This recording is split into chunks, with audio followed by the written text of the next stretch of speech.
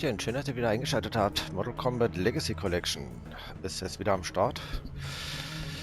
So. Dann schauen wir mal, wir waren jetzt bei dem Video hängen geblieben. Hier, genau. Wie gesagt, dieser Part ist ja noch, wo es nur Dokus gibt, weil da gibt es ja haufenweise davon. Und ab nächsten Part gibt es dann auch wieder Gameplay ein bisschen. So. Dann starte ich einfach mal.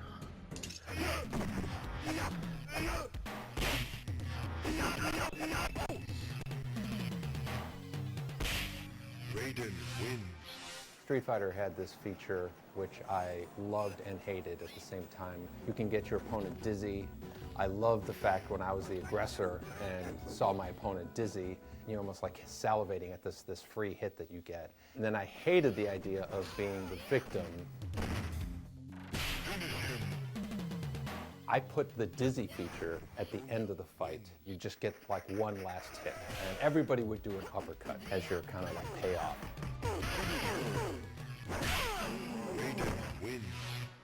We had a feature that we had dropped in the game where Shang Tsung, when he would defeat you, he would take a sword out and he would like cut your head off. And we weren't going to use it because we were out of space, but we still had the animations of all the characters falling to their knees without a head. One day I just kind of piecemealed the idea of Johnny Cage uppercutting the opponent with this uppercut animation and then using the animations of the character with his head, you know, cut off. Johnny Cage wins. Flawless victory fatality. I showed it to John, I showed it to the rest of the team, and everybody lost their mind, and we have to do this. The fact that we gave the players the ability to actually perform this kind of death blow, this kind of killing move, was really the birth of that idea. Some people were kind of like saying, I don't think we can get away with, you know, letting the player kill the other player. So we showed it to management, and they loved it. I was surprised that we could include the level of you know, blood spattering around that we did, but of course, you know, when I was working on Mortal Kombat, I had just come from Smash TV and Total Carnage, and so, you know, the levels of blood spattering around the screen wasn't new to me. From that point on, it was, okay, now we got to think of fatalities for all the characters. Some of the later characters, we actually grabbed animations of them, you know, Kano ripping the heart out, Sonya doing the kiss of death and all that. The spine rip was a suggestion from John Tobias, referencing the movie Predator, and he said, why don't we do what they did in Predator where you pull the head out? It's just like, oh, it was just like, oh my God. And I remember saying, you know, I think that's probably crossing the line. We can't do it. Again, once we mocked it up, put it into the game, you know, there was no turning back. Everybody was just losing their mind. And if anything, I felt like there was a bit of encouragement coming from other folks, you know, around the office, just because of the excitement that it drew from the players. Everybody had to see this. No one had ever seen somebody removing someone's spinal cord. It really, it's interesting. It made it so much more emotional. It just like, you're just like, yeah! You know, it's almost like that barbaric, primal emotion, like, yeah! You know, like,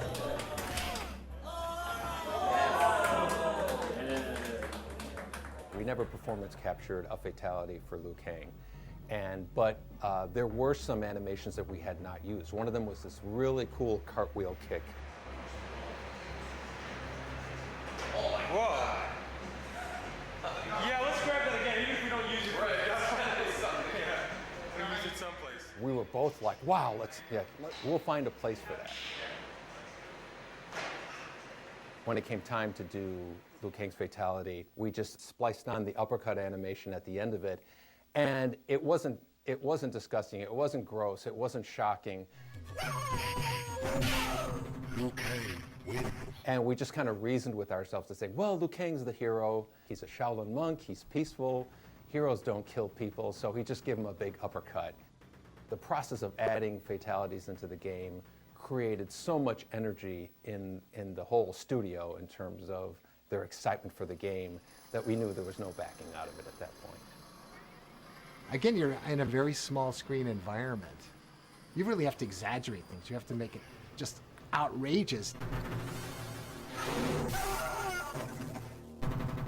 Scorpion wins. Found the Holy Grail. It's like hitting the lottery. You know, it was something that we knew was going to be a signature part of Mortal Kombat. I always judge a great game by how loud players get when they play. You yell at your friends and laugh, and the volume level is a measure of a good game for me. And like I said, it was just fun and it was happy, and that may be the secret sauce.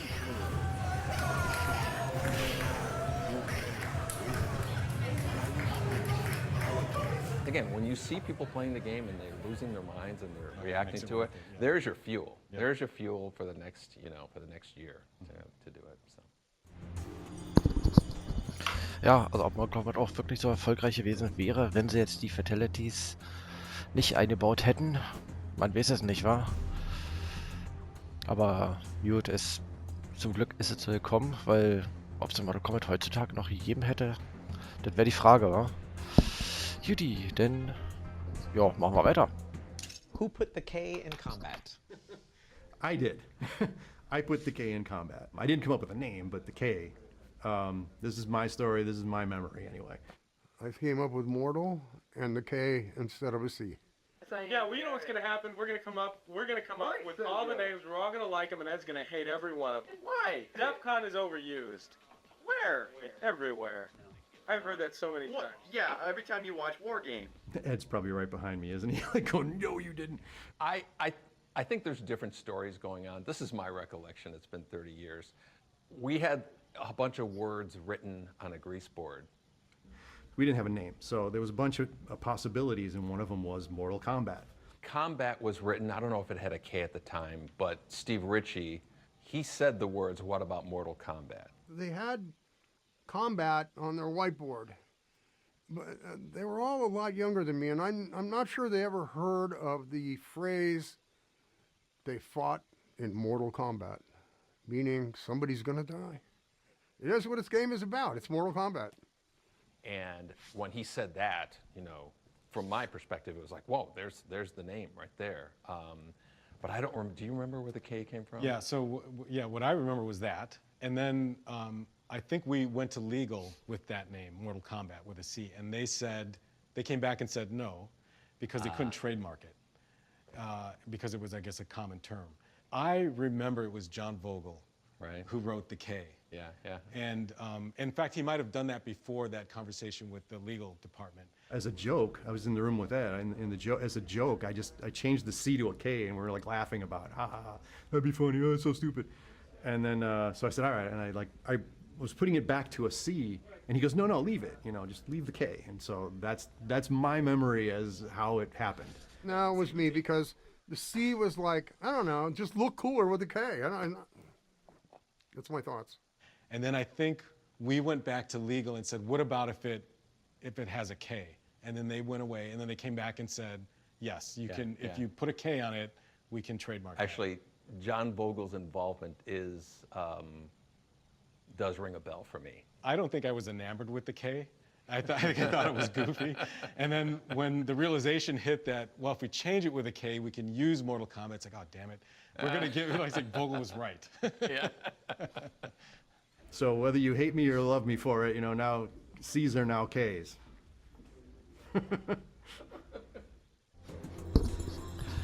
Ja, also, wenn man wirklich Mortal Kombat mit C sieht, irgendwie passt das echt nicht. Also, das K sieht wirklich einfach nur cooler aus, finde ich. Also, man hat sich jetzt dran gewöhnt, aber trotzdem, machst du so einzigartig, ja? Ach, nee, also, ist wirklich...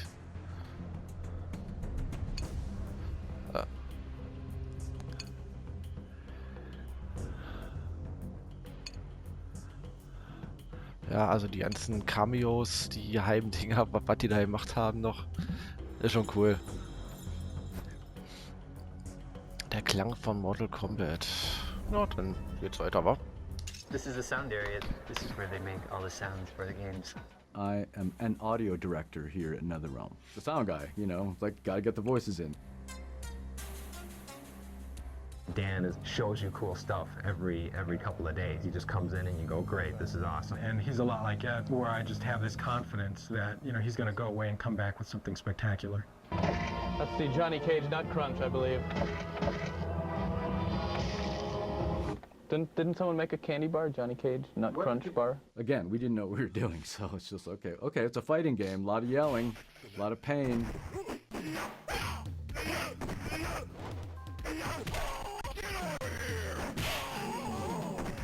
You know, I don't think we had enough memory to record, okay, this is Scorpion's voice, this is Sub-Zero, so we just, like the men, we just mixed and matched. I think Sonya was the only female in the first one, so we had obviously a female voice for that, and that was hers. But the rest of them, I think, would just be shared. We'd just get the talent, which was just people around the studio. It's not like we were hiring people to come in and do this. We recorded me as the announcer, as Shang Tsung. You know, Liu Kang wins. Finish him. Liu Kang wins. Fatality. You know, fatality. All of those kind of classic sound calls was me, because we didn't have somebody with a better voice. Later on, we found Steve Ritchie, who had a much better voice in terms of like an announcer. Baraka wins. Flawless victory. Fatality. I did a terrible Bruce Lee impersonation for Liu Kang. I think I did a yell for Kano. Kano wins. But I was also the voice of Scorpion, you know, yelling, "Get over here." Get over here. Come here. I had worked with Dan Forden for many years at the time. I remember there was another sound guy who thought that was the stupidest thing in the world.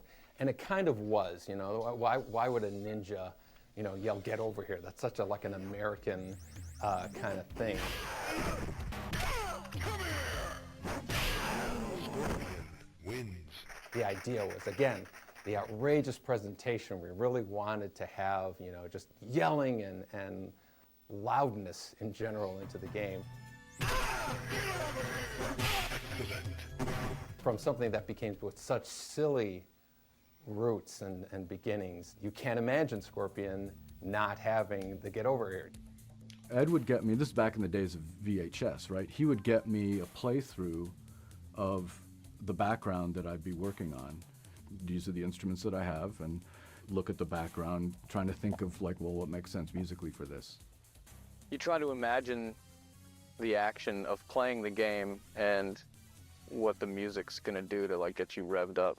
Ever since, I don't know, the 70s, early 70s even, but always liked progressive rock a lot. So a friend of mine turned me on to King Crimson in high school, and that's been like a love of mine ever since. And so there's no doubt that there's a lot of King Crimson influence in the Mortal Kombat music that I wrote over the years. You know, like the very first tune, it's a melody in a diminished scale, harmonized at the fifth, so that sounds like a lot of King Crimson stuff.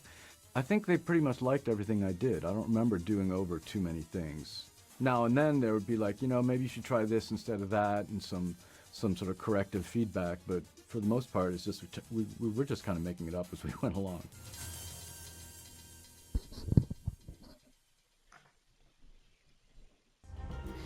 Aber mit dem Sound haben sie sich echt schon was einfallen lassen. Also ist es nicht wirklich so, dass sie den ersten Teil so hingeschustert haben, sondern wirklich so sich Gedanken drüber gemacht haben. Also ist das nicht so, ach komm, jetzt machen wir einfach mal irgendwas, sondern also das war wirklich ein Glücksgriff gewesen damals. Ja?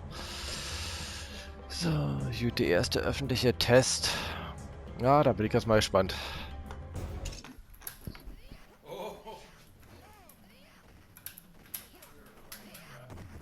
Testing a game was always one of the most fun parts of the job.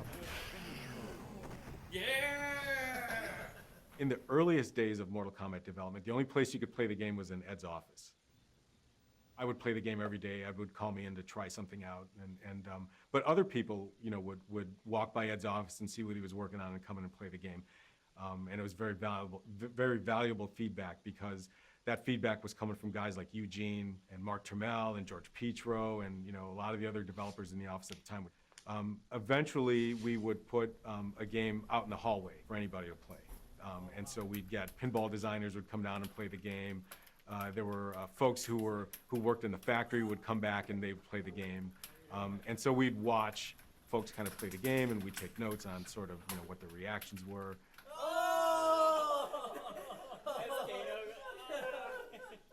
And then eventually that would lead to our first weekend test. Testing the game in the arcade was such a critical part of determining what's working and what doesn't work. Being on test is like one of the best parts, one of the most exciting parts of doing an arcade game. Our first location test was a weekend test that we did, and that was done at an arcade called Times Square. It was a Friday night, so it was packed. The arcade was packed. And there was a crowd around the Street Fighter game. Street Fighter 2 was out at the time. And I just thought, there's no way these guys are coming over to play our game.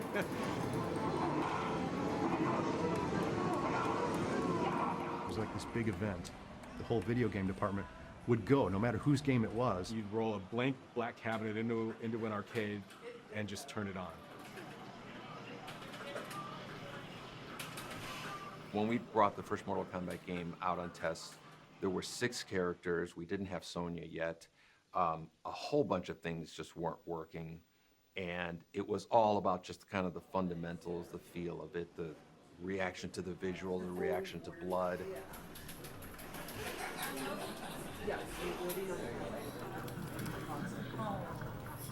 That rush, that reverie, or the destruction and devastation if something doesn't work out, you know, like, it's like, oh, we got to fix that, you know, and it hurts, you know, it feels bad. I remember watching the first player, who was one of the guys from the crowd, walking over and looking at the attract mode and then dropping a token in and playing the game.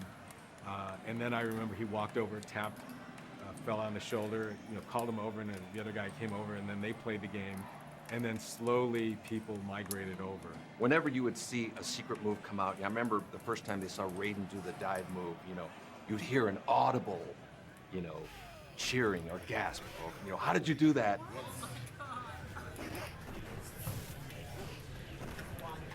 Easily the most enjoyable part for me was seeing and hearing reactions from players. And at some point, Ed, I think, went in and he did a fatality. Kind of a thing, and then he walked away, you know. Like, now it's a big frenzy to figure out, like, how do you do that? How do you do that? And that's how people found out about the fatalities. Assuming my memory is correct, but I believe that's how it happened. We would never perform fatalities in front of people because then someone's going to see you do it, right? Like, we wanted to launch the game and have people discover it naturally and organically.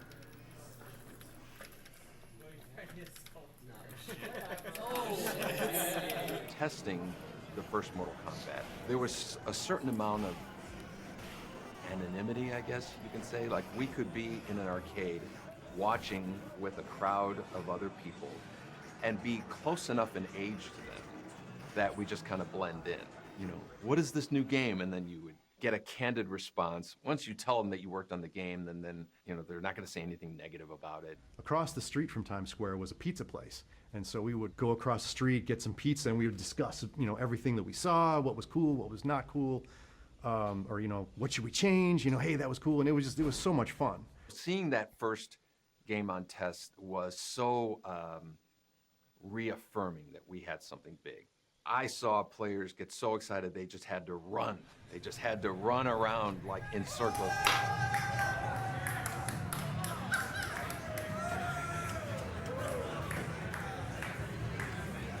By the end of that night, we had a pack of players around our game, hooting and hollering and just having a great time.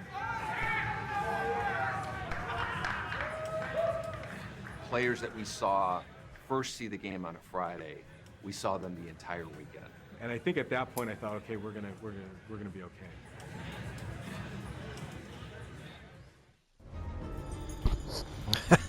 Ja, das ist schon cool, wenn du sowas entwickelst und siehst, dass die Leute Spaß haben dabei. Sonja Blade.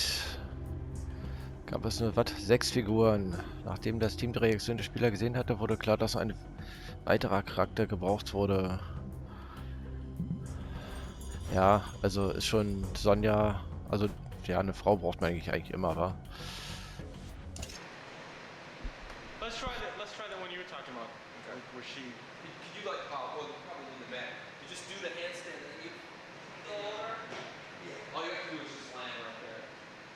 Can you do that, or is that... That's great. Is that enough for you? Yeah, let's try it one more time and just step up a little bit, just in case I need anything before, just in case. Start a little bit further up. Can you start on the mat?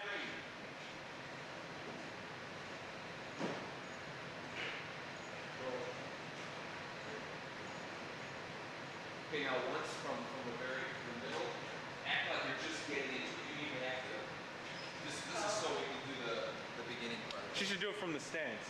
Right, from your stance. Get like in your stance and just act like you're getting into it. Actually, she should step up. Move to the middle, like where you're Okay, that's good. Yeah, that's gonna be a good move. You'll be impressed when you see what we turn that into.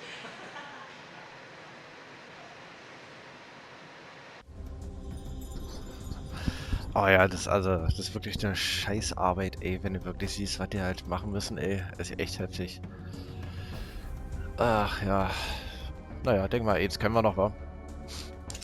This was our first game that we were doing kind of as the leaders of the games. You know, Mark Trammell was the kind of leader of the Smash TV team, and Eugene was kind of the leader of the High Impact team, along with John Newcomer. And so this was kind of like our first solo project. I think they have complementary skill sets. We're symbiotic in a way. Certainly in the first few games, it was just like we just knew what the other person was looking for. And I don't know that we ever, I mean, if we had an argument, it certainly wasn't about the work that we were doing. We just seemed to know what the other person was looking for. They worked well because they trusted each other's talents enough to say, okay, yeah, you know what you're talking about. Ed took care of all the programming. John took care of all the art. They just had this unsaid, hey, you know, it'd be fun. Yeah, that's awesome. Let's do it. Working with Ed, one of his great strengths were just his focus, I think, and his ability to just grind and get things done. Ed, who was the sole programmer to create that game, in hindsight, was incredible. For one programmer to do all those games is pretty amazing. And his door is always open. He wants to hear new ideas. He's dangerously funny, where it just busts me up at least once a day. He would just crack us up all the time, just his jokes, and he made it easy to work the long hours. John is a really good storyteller. John has a history as a comic book artist. So I think that probably contributed to his ability to tell a compact story. The only story we had was a little paragraph that would play underneath the character doing a kata. But that was enough to really intrigue players. You really gave a shit about it because of the backstory, because about the whole mythology that John Tobias had created. You know, maybe not unlike WWF or something, almost like Star Wars in martial arts. The first game truly was like an expression of just who we were at the time. You know, we were in our early 20s, the stuff that we consumed growing up as kids, and we just threw it all into the game. There was nobody telling us what to do, how to do it. I think it was a great partnership, and I think, you know, what can you say? Success beyond belief. Ach ja.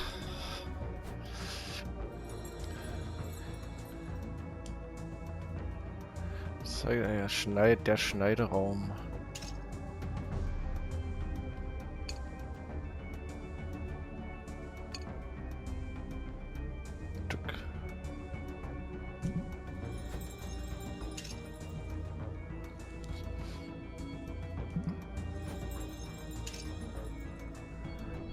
Johnny rastet aus.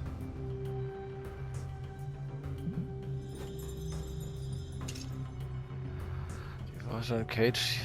Diese freie Entwicklerziel von Michael Grimm, deswegen wurde der Test. Okay. Ach, da warte mal, die F2. Ach, da. Grimm, okay.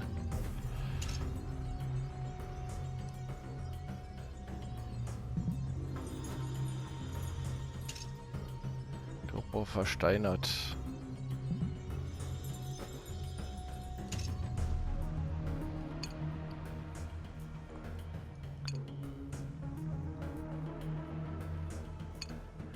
Einzelbilder, animierte Zuschauer.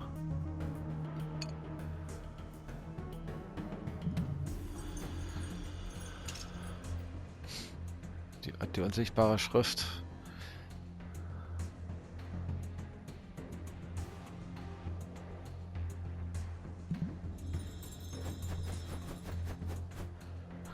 Ach ja. Judy, aber ich glaube, das machen wir dann beim nächsten Mal. Ja, Judy, dann danke erstmal fürs Zuschauen und ja, dann sehen wir uns beim nächsten Mal wieder. Bis dann. Tschüss.